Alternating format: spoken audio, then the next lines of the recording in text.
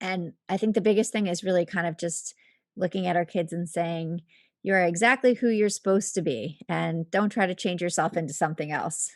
And, you don't want your kids to go through life thinking, "Well, I have something wrong with me." No, this is who you are, and, be proud of who you are. Easier said than done, I know. Modern parents are under immense pressure and overwhelming stress to be a perfect parent and raise a generation of highly intelligent children. Amidst worrying about raising happy children, most of us never stop to think, how do I create a life of ease and peace? What right do we have to teach our children how to live life if we don't know that ourselves? I'm Saloni Singh, a life, self mastery, and family coach. My mission is to help parents raise themselves so we raise a generation of conscious and aware children. In my podcast, you will find simple yet effective tools for life, not just from me, but my inspiring guests as well. So let's begin. Raising Parents 2.0, Create a Life You Love Living. I'm Saloni Singh, your host, and this podcast is all about helping you learn how to create a beautiful life you love living. And every week I bring amazing guests who are thinkers, thought leaders, visionaries, authors from different parts of the world who have created a beautiful life for themselves as they have gone through their own set of challenges and things in life and how they have done that. We are looking to get inspiration, wisdom nuggets from them. And today I have an extraordinary, unordinary mom direct from Florida, US, Simone Knego. Simone is a motivational speaker, mother to 6 children, and an entrepreneur. Simone holds both a Bachelor of Science in Accounting and a Master of Accounting from the University of Florida. In her new best selling book, she details her journey of adopting 3 of her 6 children, her climb of Mount Kilimanjaro, and all of the funny, scary, and inspiring stories that come along the way. In her book, The Extraordinary Unordinary You. So I can't wait to talk to her and listen to these amazing stories of motherhood, entrepreneurship, and being an author as well. So join me in welcoming my amazing, lovely guest, Simone Knego. So honored to be here today. Hi, Simone. Welcome to the podcast. And I'm so excited for having you as a guest. Thank you. Again, I'm excited to be here. So I would actually, there's so much, I can talk about. When we were speaking, there were so many things, I loved when I was speaking to you. But I would love to start from the title of your book, Extraordinary, Unordinary You. So where did it come from and what does it mean for you? So I think for a long time, most of my life, and still sometimes now, would when I would talk about myself, I would say, "I'm just an ordinary girl. I'm an ordinary girl." And I think that, we all have these parts, right? So, yes, we're all ordinary, but we all are unordinary and we all are extraordinary as well. We have all these pieces inside of us that lead to these amazing moments. And so I wanted to make sure that I captured that in the title of the book, understanding that we are all unique and we all matter. Wow, awesome. And there's a lot of things you have shared in the book, and being a mother. So first thing that actually inspired you to write this book, I want to know that inspiration behind the book as So I was doing some public speaking and I it's actually kind of funny because I would finish and people would say, "Do you have a book?" And I'd say, "No, I don't have a book." And they're like, "You should write a book." And I was like, "But I'm not a writer." And, it was like the back and forth and it happened many times. And then I was like, "Okay, maybe I should put it all down on paper. Maybe I should write a book." And again, those limitations that we put on ourselves thinking, "Oh, I'm not a writer. I can't write a book." Yeah, I can write a book. Like I can put my stories down. I'm a storyteller. This is what I love to do. So, again, I don't think we should limit ourselves and that's what I was doing to myself. So, and now it's in a book. well. Awesome. So it's about really not limiting ourselves and really being the fullest expression of who we are. Amazing. So, as I want to know really, as you have 3 of your own children and 3 adopted children, for really all the moms out there who might be thinking about adoption or who have adopted children, I'm sure it's pretty challenging and quite a journey. So I really want to know about your journey. How has been your experiences, being a mother of six children and also the journey of adoption as well. So being a mother of 6 children is, chaos every day, but it's exactly how I love it.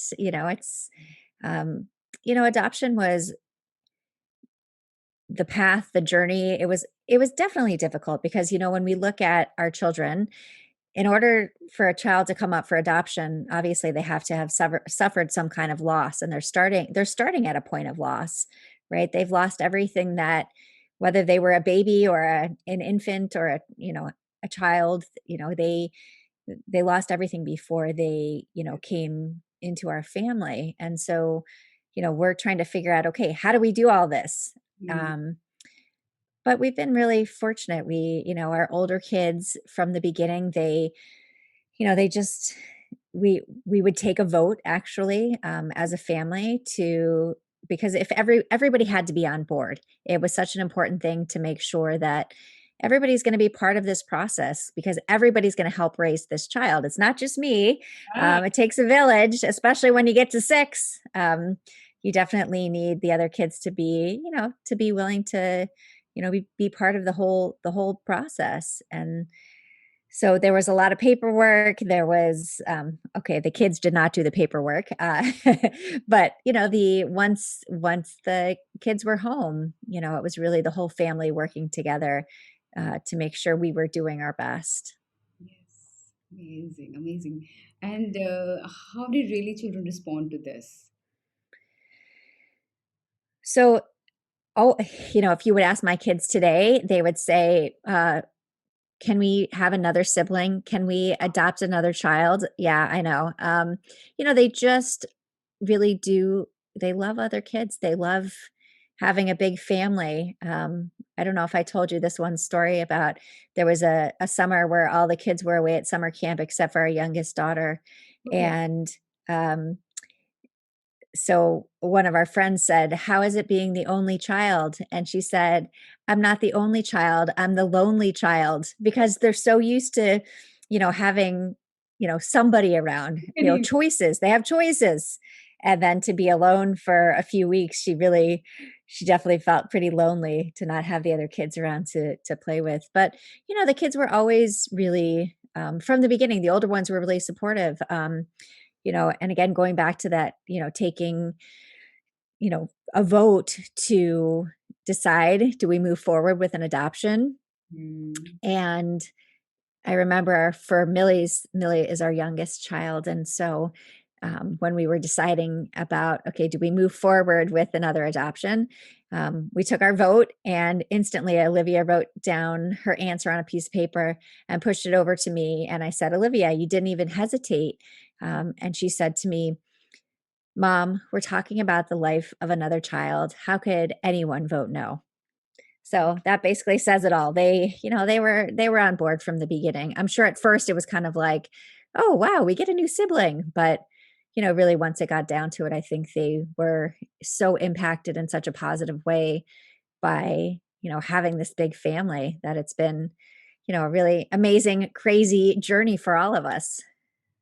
wow, I can't even really, to be honest, I can't pretend that I can imagine it because I really cannot. I'm just trying to really take it in and really feel how it would be. But as you said, Simone, that every day as a mom, it's a chaos.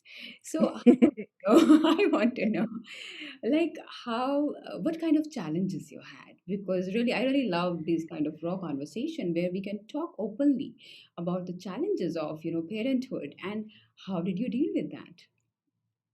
We have lots of challenges. Course. And that's part of being a parent, right? So no matter, what issues you have, that's there's no manual, there's nothing that tells you Yeah. what to do. You have to do what works for you and for your child and your children. Um, you know, we've so challenge wise, I mean, for example, Noah. So Noah is our son. He's 14. He's from South Korea. He was a baby when he came home. He was 4 months old. Right. And so I traveled to, with my oldest son, we traveled together to bring Noah home. And obviously that was 14 years ago. And, here I am. I have 3 children already, and I'm thinking, I've got this. This is, I've already done this 3 times. No. So we get on the plane in Seoul, and the flight is 18 hours from Seoul to Chicago, and Noah cried for 16 hours. Oh, So I stood in the galley the entire time, trying everything that I knew to try. And I was just thinking, how can I already be failing? And that obviously not the right mindset, but it was really tough. And I think I was like, did I make the wrong choice? Not for me, but for him. Like, what, this poor child, like, he's cried for 16 hours. Um, but again, I think we learn, right? We have a struggle, we make mistakes, we have failures, we learn from them, and then we move forward. I mean, that's an example of one struggle that we've had. But it's and were part of you, parenting. yeah, and were you calm? Were you okay? Were you panicking? How were you feeling in that moment? I think I felt really guilty. I think that I felt just so bad for him because, again, even though he was a baby, the crying actually started when we left his foster mom. And as soon as we left that, he started crying. Then we got him calmed down. But then when we went to the airport the next morning, same thing again. And, yeah, I felt it was hard, and again, I was tired. I probably haven't slept in days. So add that to it. But I did. I felt really bad. I felt like, wait, I'm not capable of this. And then I had to take a step back and say, okay, come on, like, this is a bump in the road. Don't make it into a mountain, and figure out what's gonna work. And later, years later, we finally, because Noah has a lot of sensory issues. Um, oh, he hated brushing his teeth when he was little. There's so many things, and he was diagnosed with ADHD, and he's on the autism spectrum.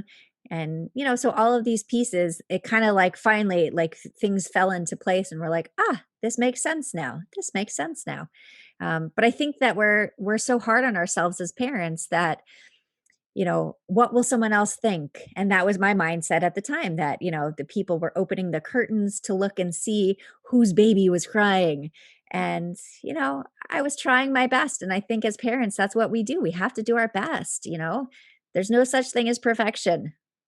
And absolutely, I love what you just shared, Simone. And I think as moms and dads, we have to continuously remind ourselves of this, that we are doing our best, even if Mhm. that's not working in that moment, even if we don't have a clue.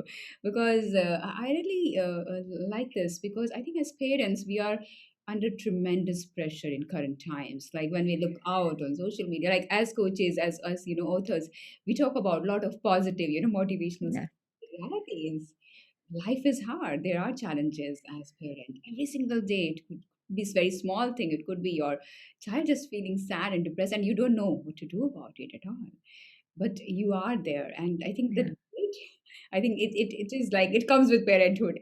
It's a very natural thing that we just get it right. So Yeah. you mentioned about having children from different countries, yeah. How has been that experience of bringing home children from different countries, and were there any challenges with that? So, honestly, I think that for us, it's been such a positive thing. We maybe we see the world differently. I'm hoping that we don't. I'm hoping that this is kind of, I mean, I think we see the world the way the world should be seen, which is that it doesn't matter what color you are, what religion you are. None of that stuff matters. The only thing that matters is that you're human, and that you're kind, and that you're compassionate, and that you care for other people. And so, from the beginning, we would always say that that there's no we see color, which is very important. I think that, because if we said that we didn't see color, then we would say that, you're not acknowledging the person for who they are. So we see color, but we respect each person for exactly who they are. And so the things that we tried to do, we tried to incorporate some foods. A lot of the art in our house is from Ethiopia. You know, the funniest part is, though, we talked about foods for South Korea, and Noah is, again, with his sensory issues, the pickiest eater. He eats like 5 different things, that's about it. So, again, all of these things as a parent that we're trying, "Oh, he won't eat this, let's try this, and he won't eat this, let's try this." And finally you're like, "Okay, is it the what's gonna work? This is working right now, let's just let it be," you know? Yeah. Amazing, amazing. That's beautiful. And I just, as I'm listening to you, I'm just feeling and it happens to many times in parenting journey, that it's not that we are giving or, we are teaching our children, but we are learning so much. Yeah, isn't it? Yeah. I mean, I have learned so much from my kids. Patience. Let me tell you, the patience that I thought I had at 3 kids versus the patience I have at 6 kids, completely different. Like, and all of these experiences have brought me to a different understanding. When you have a child who cries for 16 hours on a plane, you kind of have to figure out, okay, how do I deal with this? And how do I deal with these things moving forward? Same thing with Noah when he was a baby. Every time he got in the car, he cried. So it didn't matter if we would go for, 15 minutes or 3 hours, he would cry. And so what we finally did for the older kids is we got them each a set of headphones for the car so that they, you know, didn't hear him crying because there was nothing we could do. We couldn't fix it. This is just what he did when he didn't like being in the car. Um, but I think that we really do, as parents, we want to fix everything right away, right? Like we want everything to be just so, and you know, the kids' hair has to be perfect, and their lunches have to be, perfect, and that's we just have to do our best, and our kids have to know that they're loved. Those are the two things that I always think about. So Absolutely. I love what you said, that I think as parents, we are always trying to, fix things for our children. And it's all about, as you said, just letting them be, because there's so many things you actually can never fix for them. And it's okay. It's okay if things are not perfect. So you mentioned, Simon, that about ADHD, Noah having ADHD. mhm. So what has been your journey, learning journey, I would say, with that? And I'm sure there must have been a lot of learnings and lessons, and how you dealt with that. How was that experience? Definitely. So when he was younger, it was really difficult because, again, when you're talking about in a classroom, at home, we're, like this is Noah, right? This isn't, and we're not trying to change our children, right? Our kids are exactly who they are. And but when you're in a classroom or you're at a birthday party and, other people are struggling with, how your child is behaving, it makes it that much more difficult. And, what I really hope is that, people will start looking at children, at people, and just saying that this is who they are, and not saying that, well, they're not normal. And, that was sometimes the, response that we would get. And we're like, well, what is normal? Right? Like, why are you judging? And I think it's so important that we kind of, look at, they're all individuals. And, those were some of the things that we really struggled with. And I think that we've learned so much. And I think the biggest thing is really kind of just looking at our kids and saying, you're exactly who you're supposed to be, and don't try to change yourself into something else. Awesome. You are exactly what you're supposed to be. Don't try to change anything. How beautiful and loving that is. I think I really hope that we all can do that to our children, Yeah. and without making them feel that there's something. that needs to be fixed, because that's the message they get when we are trying to tell them how they can be better than they who they are actually. Right. They get the "What's wrong with you?" like, and, you don't want your kids to go through life thinking, "Well, I have something wrong with me." No, this is who you are, and, be proud of who you are. Easier said than done, I know, especially when it's one thing if they just stayed sheltered in the house all the time, but, they have to go out in the world, and so they do have to learn the, skills to be able to interact and, self-control and all of those things, but understanding that, the patience that it takes is really one of the most important things. Yes, absolutely. We feel like pushing children, a lot of parents feel actually that pushing them, encouraging them, constantly telling them actually will bring results. But as you said, I think it's all about unconditionally accepting and being patient with them. Actually, does the Mhm. magic with the kids. Always. Yeah, Awesome. yeah. I think that, we have to guide them, there's like it's not just that, okay, it's okay to just like tear up the classroom. No, but understanding, so that they have the self-esteem, they have the self-confidence, and understanding who they are. Yes, yes, absolutely. Coming to your own journey, Simone, I remember and talking to you about your climb on the Yeah. Kilimanjaro. I want to know, how did that come to you, and how was that experience? And did it make an impact on the way you think or the way you live? How was that?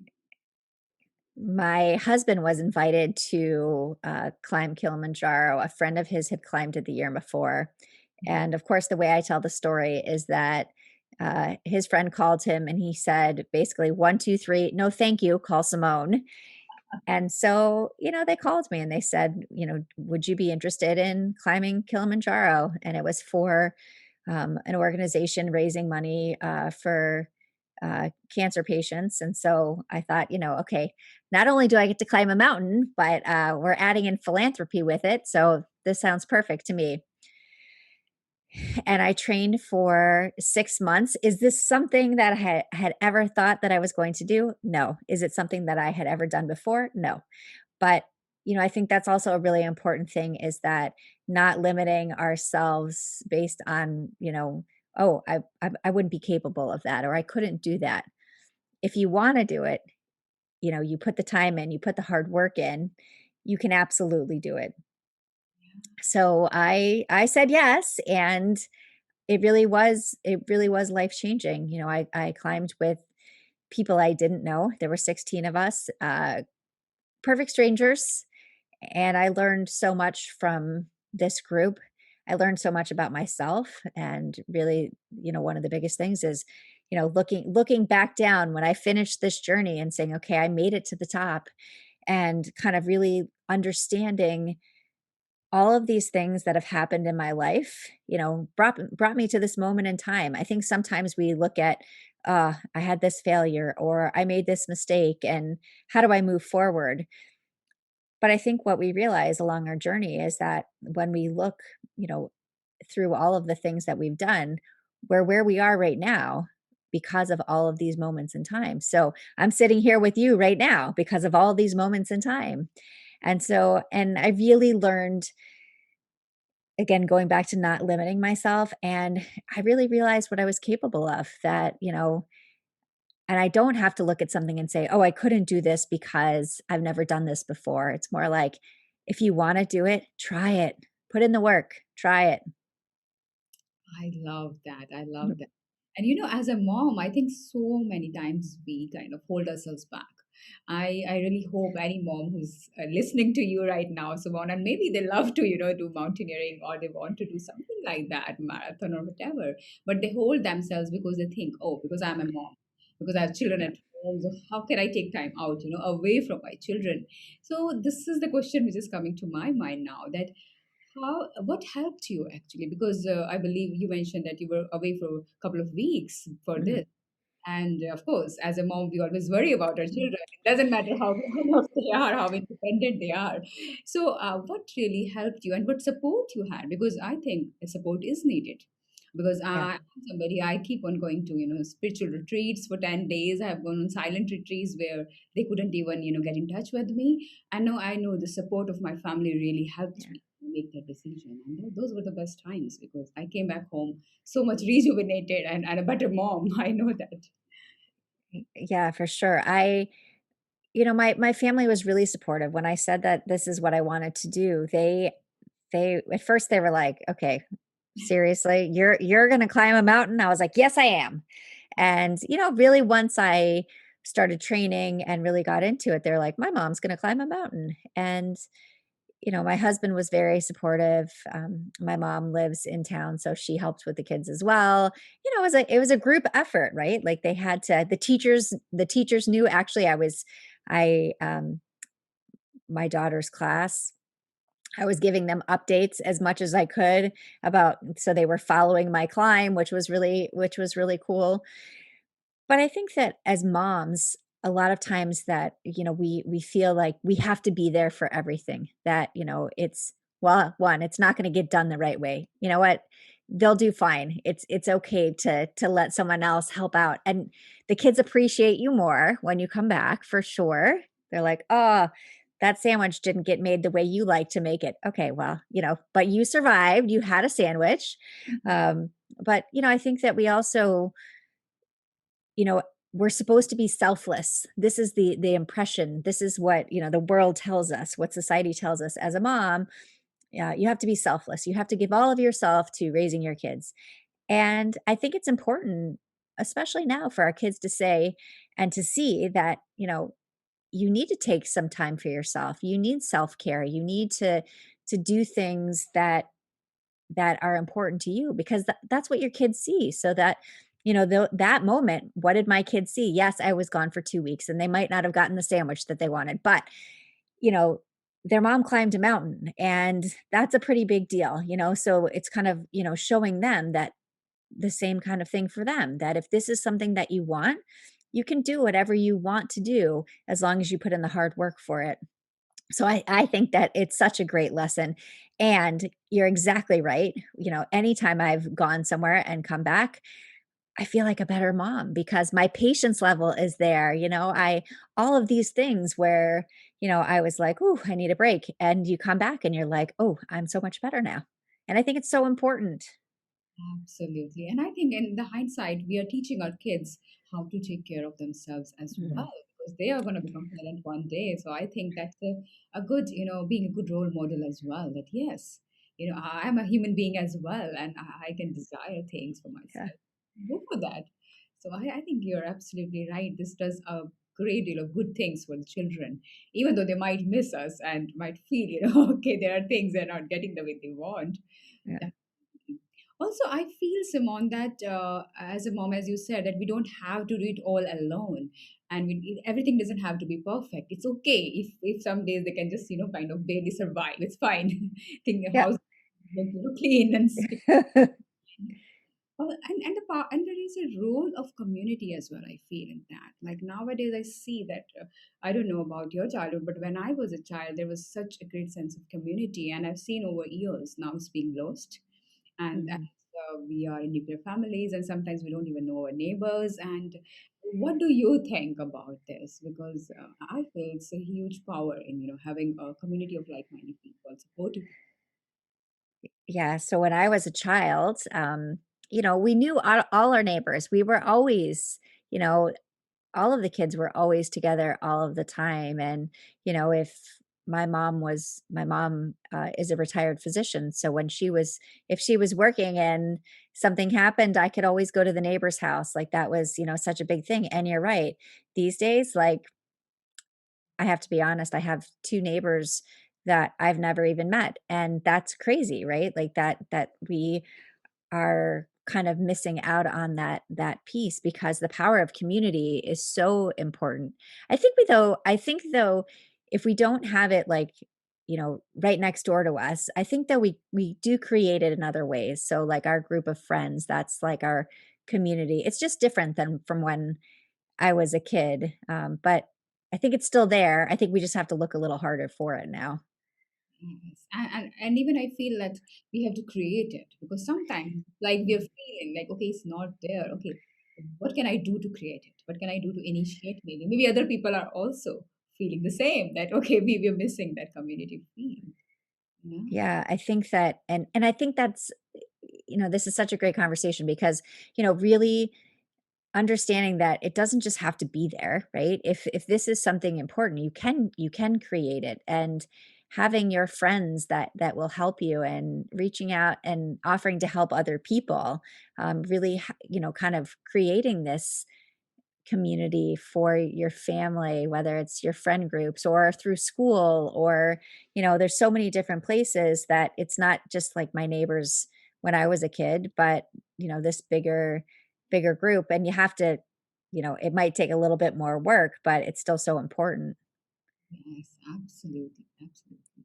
So, is there anything particular from your book, Simone, that you would like to share? It could be an experience or any challenge that would be good for our listeners. Yeah, I mean, there's so there's so many things. I think that really understanding that in my book, what I like to share everything. I didn't just share the moments that were the shiny moments, or, the triumphs. I think it's important to share our struggles as well, because we all struggle. And, I think that it connects us by being able to, put out there, here's the struggles that I have, or the ridiculous moments that I have. I was telling a story earlier about, um, my daughter. We were in Italy, and we were at my best friend's wedding. So there was the three kids with us. We only had 3 at the time. And so my husband said, "Oh, I'll take the kids for the day. Why don't you go with your best friend?" And, they had a an event for us to go to. And I said, "Okay, I'll go to the event. You take the kids." Sure. So he took the kids into the local town, and as soon as they got there, one of the kids had to go to the bathroom. And of course, this is why this story is important, because again, as parents, I think we're just too hard on ourselves. So he gets to the town, and it has an automatic bathroom. So basically the way it works is you put in a coin, it opens up, you go in, you use the restroom, you come back out, and when you come back out, the door closes, and it washes itself, an automatic wash cycle.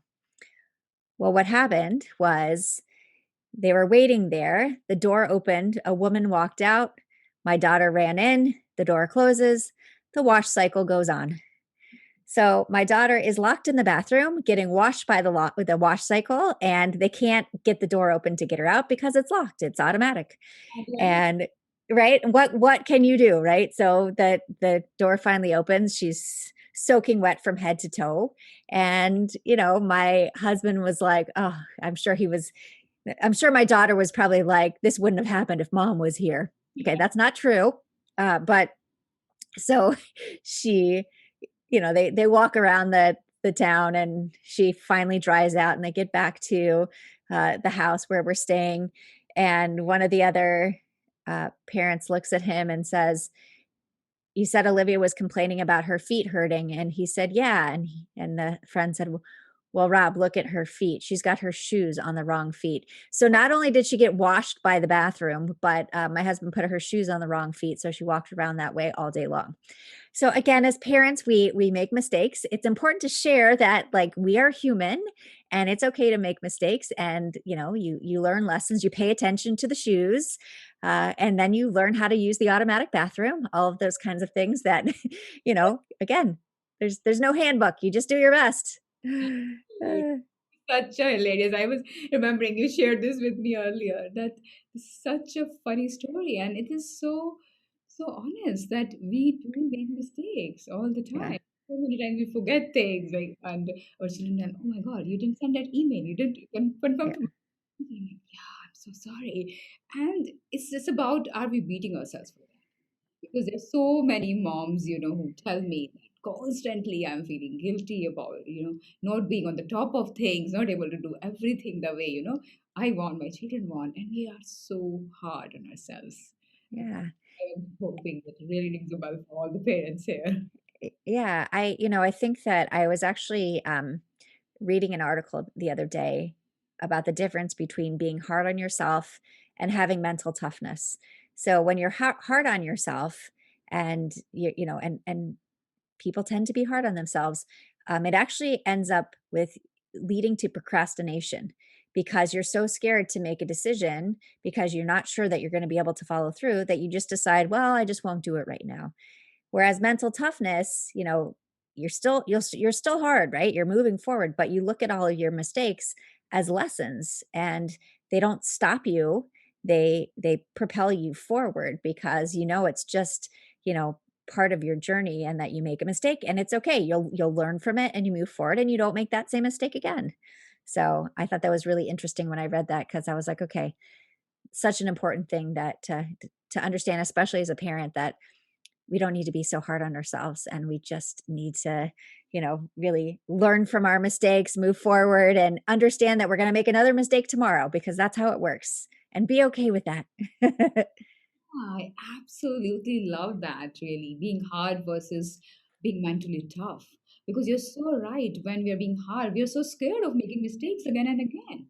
And then in the process, actually, I've seen that for myself, we make more mistakes, isn't Yep. it? Yep. Yeah. And then we beat ourselves, too guilty and we feel so bad and we procrastinate.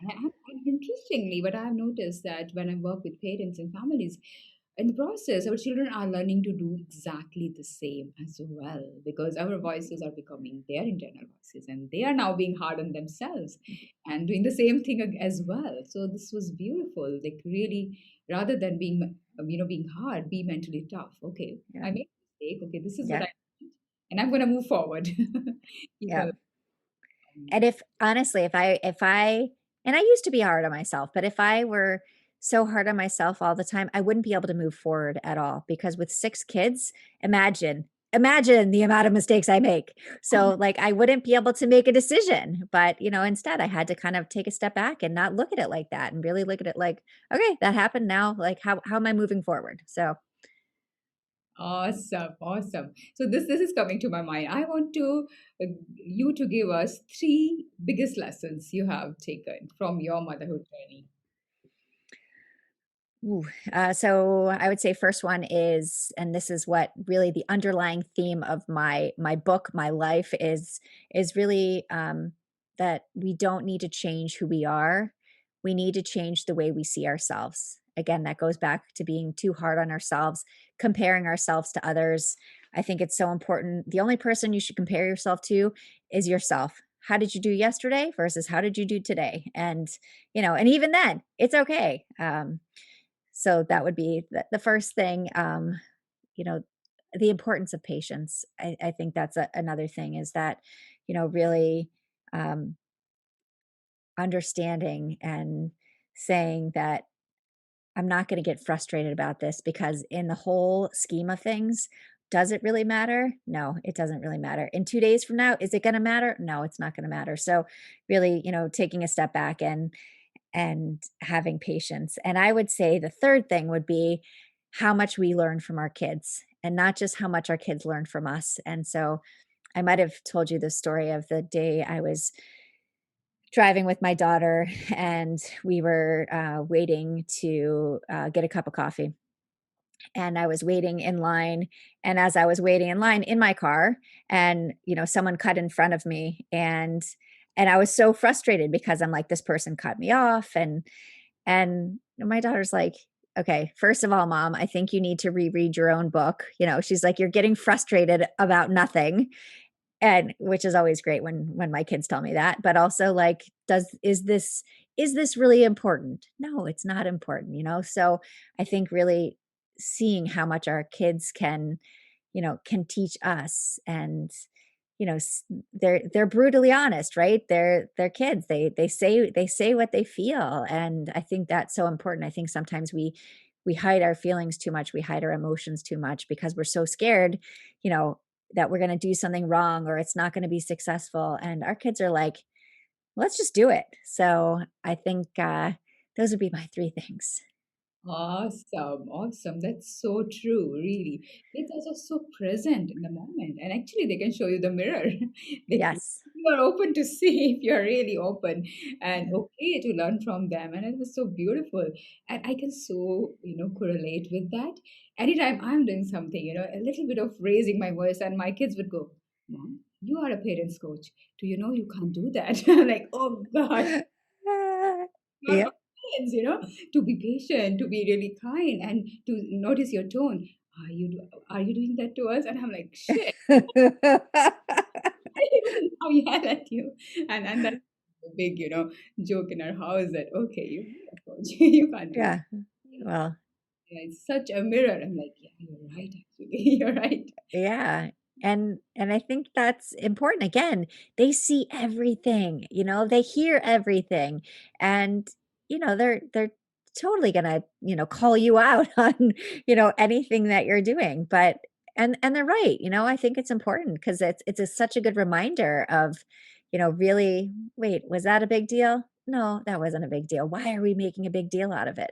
And so it's so great to have that, reinforcement that, the backup of the children to, correct us as we're struggling with something or to build us up, again, they're the ones who will always, no matter what, say, "Oh, you look so beautiful." And they mean it, right? They mean it. So, um, I'm really best taking things ever. believing that as well because a lot of Yeah. but they are really coming from the place of you know bottom of the heart. Wow. Yeah, completely. Yeah. Okay, if a mom is listening to us, is a mom and mom or dad, and they are really maybe in a kind of fix that they're thinking about adoption, or maybe they have adopted and they are like going through some challenges and problems, what would you like to share with them? I would say if you're thinking about adoption, do it. It again, three of the 6 best things, my husband and I have ever done, and, it really has opened up our eyes to the world and has been completely life-changing, actually, not just for our family, but for our friends as well, really seeing the world differently, and I think that has had such a big impact. And I think when you're going through a challenge or a struggle, I think also understanding that that's what's happening right now. It's not gonna be happening probably in 2 days from now or tomorrow and if it is, like, you work through it in that moment, but I think we focus on when we're in a struggle that it's the end of the world and, there's no way to move forward through it. But I think there's always a way to move forward. I mean, some struggles are bigger than others, but I think that if we really look at our situations and not get so frustrated and not get so angry and really have the patience to say, okay, for right now, yes, this is really challenging and hopefully tomorrow it's going to be a little bit better and hopefully the next day it's going to be a little bit better. But I think if we make it into, more than it even is, which is sometimes what we do, is when there's a situation that we're struggling with, that's all we think about, that's all we focus on, and I think it makes it even more difficult because we're not seeing anything else positive that's happening. I try to look for something positive in every situation, no matter what it is. I really try to do that, and I do that with my kids. Again, they laugh at me or they make fun of me or they say, "Oh, really, mom? You're going to do that again?" Yes, that's my job. That's my job. That's who I am. Yep. Yep.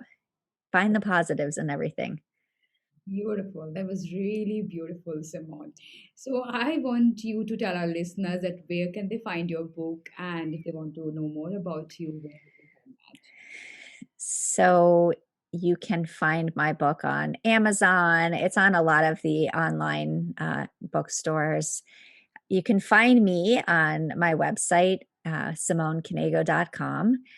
And I am the only Simone Knego in the world, which is very exciting. So even if you spell it wrong, I think you're going to find me. And I'm on all the social medias.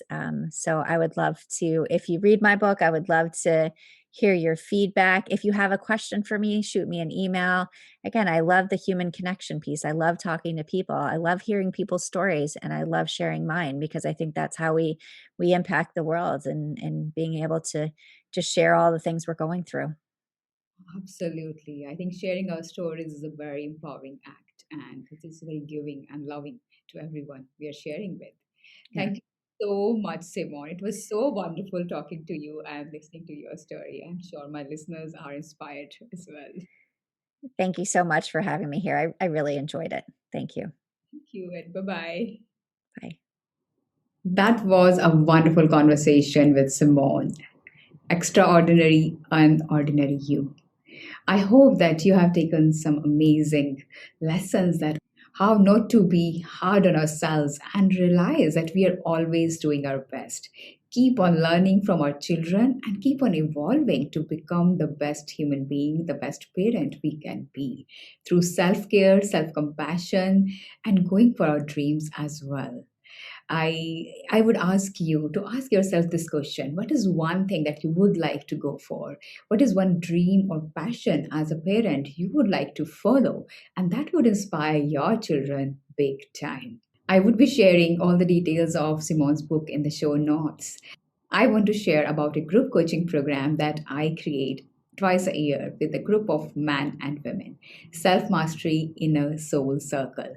If you feel called for to join this program where we discuss in group and one to one as well, and I facilitate the journey to tap into our wholeness, to tap into our desires and dreams, and start walking on the path of our highest potential as a human being and work on all the dimensions of our mental, emotional, spiritual, and physical being.